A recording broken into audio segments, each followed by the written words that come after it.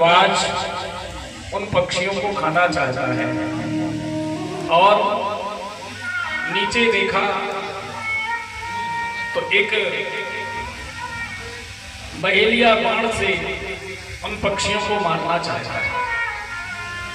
उन दोनों चकवा चकवी नाम के पक्षियों को नारायण वह बहेलिया मारना चाहता है कि मैं इन दोनों पक्षियों को मार करके ले जाऊंगा और अपने बच्चों के लिए कुछ भोजन की व्यवस्था हो जाएगी। मांस भक्षी जीव है।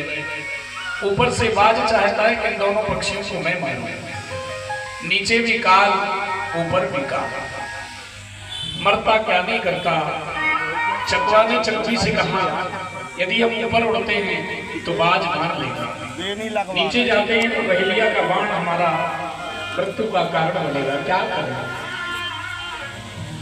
जब हमारे बस में नारायण कुछ ना हो, जब संसार के सारे सहारे छूट जाते, जब जीव अकेला हो तो उसको क्या करना चाहिए।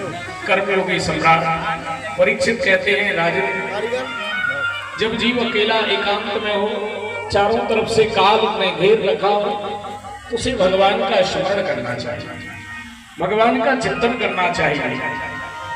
और चकवा ने चकवी से कहा कि नाथ, मरना तो हमारा निश्चित है, क्योंकि ऊपर भी मृत्यु है, नीचे भी मृत्यु है। अब इस मरण में क्यों ना हम अपना जन्म सफल कर लें, क्यों ना हम भगवान का चिंतन कर लें। अंतमति सगति, अंत में हमारा अंतःकरण चिंतन भगवान का होगा तो नारायण स्वाभाविक रूप से भगवत प्राप्ति होगी, इसमें कोई संदेह नहीं है। मन बुद्धि चित्त को भगवान में समाहित कर दिया। नारायण बंधुओं, कथा समझने की है। कथा क्या कह रही है, इस पर प्रकाश डालना है। जब हमारा जीवन हम कहीं विपत्ति में, आपत्ति में फंस जावे, हमारे बंधु बांधव स्वजन परिजन साथ छोड़ दें, कोई हमारा अपना ना हो, तो भगवान को अपना बना लें। उन चकवा चकवी ने भगवान का स्मरण किया, हे गोविंद तार लो या मार लो, हमें पता है प्रभु कि आप सब कुछ कर सकते हो। गण का अजामिल जैसे पापियों का कल्याण करने वाले हो गोविंद, मेरी भी रक्षा करो। आज मैं भी जानना चाहता हूं कि इस पक्षी के प्रति आपका अनुग्रह है कि नहीं। अपने मन को, चित्त को, वृत्तियों को भगवान में समाहित कर दिया। अपने अंतःकरण के जो विकार थे उनको मिटा दिया, संसार की जो जीने की इच्छा थी उसको समाप्त कर दिया और गोविंद का स्मरण करने लगे। दोनों पति पत्नी ने विचार किया कि मृत्यु निश्चित है, उड़ करके जाते हैं तो बाज हमारी प्रतीक्षा कर रहा है कि पेड़ से उड़े और हम इसका भक्षण करें। और नीचे बहेलिया बाण का संधान किए हुए। अब इसमें एक ही उपाय हो सकता है कि भगवान का भजन करना चाहिए।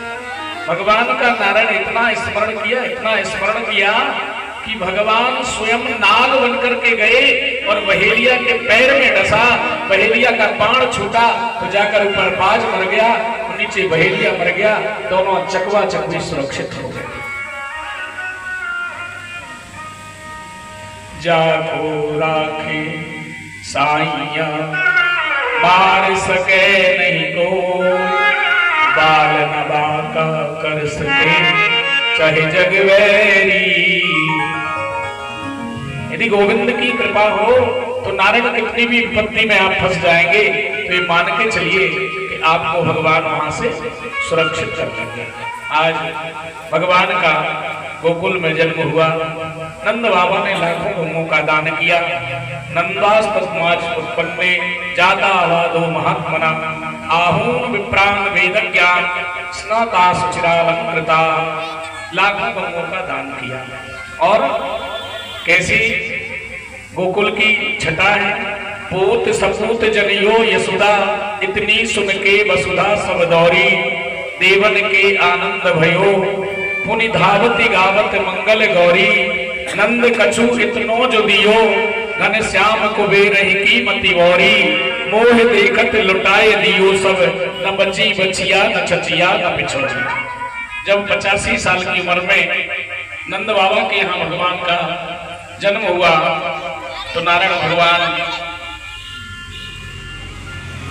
नंद बाबा ने इतना दान किया, इतना दान किया, दान करते जाते हैं और कोष उनके भरते जाते हैं। यशोदा से कहने लगे, बाबरी आज मैंने एक बड़ा चमत्कार देखो है।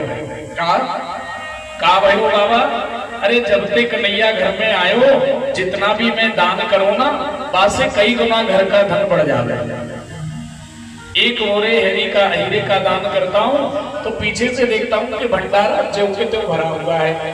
और नारायण सच है, कबीरा पंचिन के पिए घटे न सरितानी, धर्म किए धन ना घटे जो सहाय रघुवीर। दान करने से जीवन में कभी धन घटता नहीं। तो नारायण कंसेन प्रेता घोरा पूतना बाल घातनी शिशुंचार निगंती पुरुग्रामा ब्रजादिषु। भगवान का जन्म हुआ, सुंदर सुंदर भगवान लीला करते। तो सर्वप्रथम जब भगवान का जन्म हुआ तो भगवान के दर्शन के लिए नारायण पूतना आई। ये पूतना कौन है?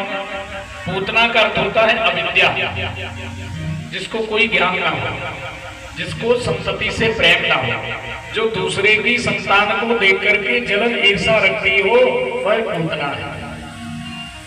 जैसे कंस को पता चला कि गोकुल में भगवान का जन्म हो गया, सुंदर नंद बाबा धन धान लुटा रहे हैं और भगवान सुंदर सुंदर लीलाएं करते हैं। देवी देवता वृंदावन में कोई रज बन गया, कोई कण बन गया, कोई वृक्ष बन गई, कोई लता पतादी बन करके देवता निवास करने लगे। कंस ने कहा कि बहन एक काम करो, जाओ तुम आज से लेकर 3 माह तक के जो बालक हैं उनको मार करके आ जाओ। पूतना बाल घातनी, छोटे छोटे बच्चों का मांस भक्षण किया करते थे, बालकों का। अब नारायण पूतना ने आज 16 श्रृंगार किए, 80 कड़ी का घाघरा धारण किया, हीरे मोती जवाहरात की मालाएं धारण की और मथुरा से गोकुल की ओर पहुंच गई। पूछते पूछते नंद भवन में गई तो नंद भवन में नारायण 56 दरवाजे का भगवान का घर है। भगवान सुंदर पालने में लेटे हुए हैं और मैया दधी मक्खन कर रही है, दधी बिलो रही है, माखन बिलो रही है अपने कन्हैया के निमित्त।